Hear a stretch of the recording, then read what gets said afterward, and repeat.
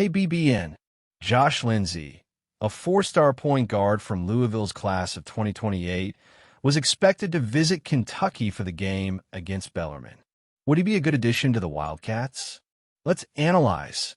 Recruitment in Kentucky has always been done with both big announcements and quiet gestures, and Josh Lindsay's visit to Rupp Arena fits perfectly into the latter category. In the midst of a season still taking shape under Mark Pope, the presence of one of the state's top high school talents in the stands during the game against Bellarmine added an important layer to what's being built in Lexington. Lindsay, a four-star point guard from the class of 2028 and a standout at the prestigious St. Xavier High School, represents much more than just a promising name for the distant future. Rated by rivals as the best sophomore in the state of Kentucky and 16th in the country in his class, he has already established himself as a national prospect even before fully entering the radar of the general public. For Kentucky, receiving him for the first time on an unofficial visit signals early attention, something that has always been part of the program's identity. The timing of the visit is also noteworthy. The game against Bellarmine clearly exposed the inner workings of the current Wildcats roster. With Jalen Lowe out, the offense needed to reorganize, offering a young, observant point guard a realistic overview of the opportunities and responsibilities that exist within Mark Pope's system. It wasn't a rehearsed recruitment display, but rather an authentic portrait of a team adapting, something that usually weighs positively for players who value development and room for growth. On the court, Lindsay already shows impressive numbers, even when contextualized by his age. After a solid freshman season in 2024-25, he made a significant leap this year, leading St. Xavier, currently ranked number 1, with averages of 16.5 points per game and rare shooting percentages for such a young point guard. Converting almost 60% of his field goal attempts and maintaining a similar rate on three-pointers demonstrates not only talent, but also maturity in decision-making. Add to that the fact that he plays for Moken Elite, one of the most respected programs on the Nike EYBL circuit, and the picture is complete. He is a player already accustomed to competing against the elite of his generation. Interest in Lindsay is not exclusive to Kentucky. Universities such as Auburn, Indiana, and Virginia Tech have already made formal offers, while other traditional programs closely monitor his progress. Still, the Wildcats' approach follows a line consistent with Pope's philosophy. Observe, assess the human and sporting context, and build relationships before moving on to more definitive steps. The coaching staff began recruiting him in the fall, and this first visit marks a natural step in that process. For a program that historically values talent from within the state, Lindsay also carries a special symbolism. Kentucky players understand the weight of wearing the blue jersey differently, and the geographical proximity facilitates an emotional connection that often translates in a long-term commitment. It's no coincidence that Mark Pope has been attentive to this type of profile since taking over the team. There's no official offer yet, and no declared rush. But Josh Lindsay's presence in Lexington, closely observing the atmosphere of Rupp Arena and the team's inner workings, is the kind of move that usually yields results in the future. In a scenario where Kentucky seeks immediate balance without losing sight of future cycles, identifying and cultivating talent like Lindsay is part of a larger plan. Learning Josh Lindsay's name now isn't an exaggeration. It's anticipation. For Kentucky, closely following a point guard with this level of production, personality, and room for growth is more than a gamble. It's an investment in the type of player who has traditionally helped uphold the program's standard over the decades.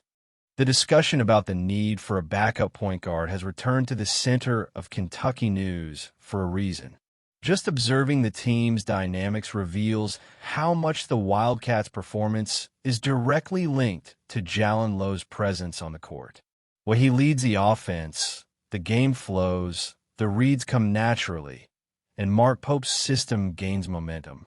When he's out, whether for strategic reasons or physical limitations, the team feels it.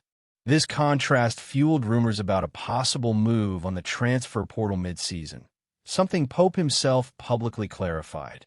Lowe's dependence was evident on more than one recent occasion. Against Indiana, he left the court in the first half after only 9 minutes, returning in the second half to lead a decisive comeback. Against St. John's, in a symbolic duel against Rick Pitino, the script repeated itself even more abruptly. Lowe returned to the court and, 7 seconds later, felt his shoulder again. Once again, his return in the second half was crucial in changing the course of the game. It's no exaggeration to say that he has been the axis around which Kentucky's offense revolves. At the same time, the roster lacks a classic backup point guard. Denzel Aberdeen offers versatility, game reading, and experience, but he's not a natural full-time playmaker. Jasper Johnson, on the other hand, shows clear flashes of talent and potential, although he still faces the natural fluctuations of a rookie adapting to the physical and tactical level of the SEC. With Lowe dealing with a shoulder injury that could manifest at any moment, the question seemed inevitable. Would Kentucky be evaluating the market for an immediate alternative? Mark Pope was direct in addressing the issue on his radio show. The coach made it clear that, before any external speculation, internal confidence is total. Pope stated that he fully believes Lowe will be available throughout the season, even if he has to live with some discomfort. More than that, he ruled out, at least for now, the idea of seeking reinforcements mid-season. For him, the current roster offers sufficient solutions, and internal growth is a central part of the project being built. The tone of the statements was revealing. Pope highlighted not only Lowe's importance, but also the visible evolution of Aberdeen and Johnson. In Jasper's case, the coach went further, projecting a future of prominence. The reading is clear. Kentucky sees in the young point guard's development a sustainable, not just emergency, solution. Aberdeen, in turn, has been feeling increasingly comfortable taking on the point guard role when necessary, without losing efficiency when playing as a shooting guard, something that expands the team's tactical possibilities. There's also a silent but decisive element in this stance: the team's chemistry. Kentucky comes from 2 consecutive victories against high-level opponents, has regained confidence, and, for the first time in a while, has its full group available. Bringing in a new player mid-season, especially in a position as sensitive as point guard, could mean forced adjustments, redistribution of minutes, and unnecessary risks at a time of collective growth. Pope's statement reinforces the image of a coach convinced of the path he has chosen. Instead of reacting in the short term, he bets on daily evolution, strengthening internal roles, and building a team that knows itself better with each game. For a program in a new phase, this stability is not a detail, it's strategy. Thus, at least for now, the answer seems clear. Kentucky is not in the market looking for a backup point guard.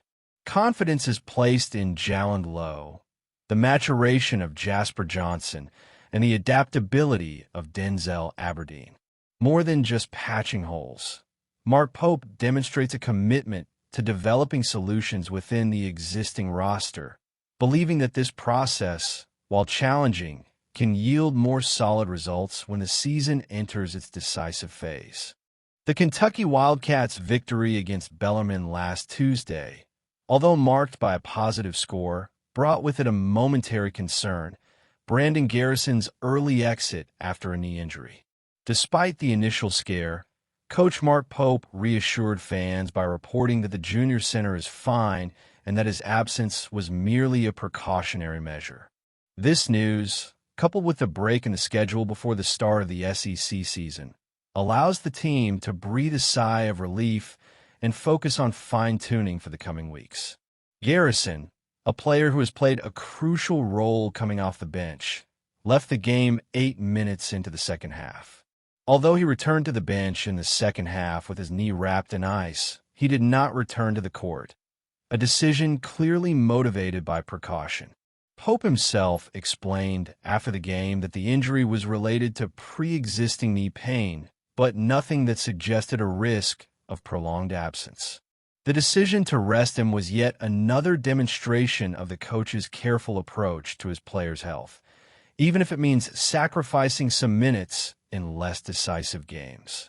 This stance reflects the delicate balance Pope seeks between exploiting the team's potential in the present and preserving his athletes for bigger challenges in the future. With the next game scheduled for approximately 10 days from now, against Alabama in Tuscaloosa, Garrison will have enough time to rest and regain his ideal rhythm. This is especially important for a player like him, whose contribution has been vital in reinforcing the Wildcats' paint, especially in moments when the team needed depth and versatility inside the paint. Furthermore, Jaden Quaintance's return to the roster adds another layer of confidence to Kentucky's interior. With Garrison and Quaintance sharing responsibilities in the paint, the team gains tactical flexibility, something essential to face more robust opponents in the SEC Conference. The ability to switch between different playing styles, whether with Garrison using his imposing physique or Quaintance offering mobility and agility, will be a competitive advantage in upcoming games. Kentucky basketball's current form also highlights the importance of building a resilient and cohesive team. The game against Bellarmine showed that, even without two of their key players, Jalen Lowe and now Garrison temporarily, the team still managed to find ways to function as a unit. This adaptability will be fundamental to dealing with the inevitable adversities in a season as demanding as the SEC's. With a 9-4 record so far, the Wildcats seem to be finding their rhythm, even if there is room for adjustments before facing Alabama. The forced break in the schedule, combined with the holiday period, comes at a good time, allowing the roster not only to physically recover its players, but also to refine its collective strategies. For a coach like Mark Pope, who values both mental and physical preparation, this break could be a turning point in building an even stronger identity for the team. When the Wildcats return to the court in 2026, they will do so with the renewed expectation that all their key players will be available and ready to execute the game plan. Brandon Garrison, with his defensive energy and presence in the paint, will be a central part of that equation.